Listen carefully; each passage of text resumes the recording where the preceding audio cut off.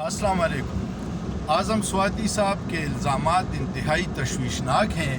اگر واقعی ان کے اور ان کی مسز کے ساتھ یہ واقعہ پیش آیا ہے تو یہ اداروں پہ بھی سوالیہ نشان ہے اور چیف جسٹس صاحب کو فوراً اس پہ ایکشن لینا چاہیے۔ عمران خان نے جواب میں کہا ہے کہ میں پوری قوم کی طرف سے اعظم سواتی اور اس کی مسز سے معافی مانگتا ہوں۔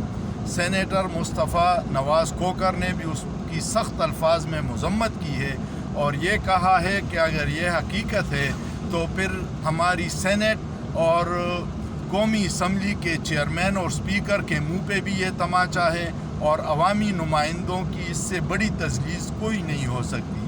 اگر عوامی نمائندے جو سینیٹر یا قومی اسمبلی کے ممبر محفوظ نہیں ہیں تو عام پاکستانی کے بارے میں سوچئے کہ ان کی کیا حالت ہوگی۔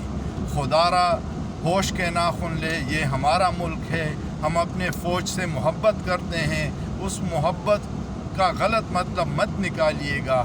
ہم آپ سے محبت کرتے ہیں، ہم سمجھتے ہیں کہ ایک مضبوط فوج پاکستان کی سلامتی کے لیے انتہائی ضروری ہے اور اس کے بغیر پاکستان جس طرح کے خطرات میں گرا ہوا ہے اس کی بچت نہیں ہو سکتی۔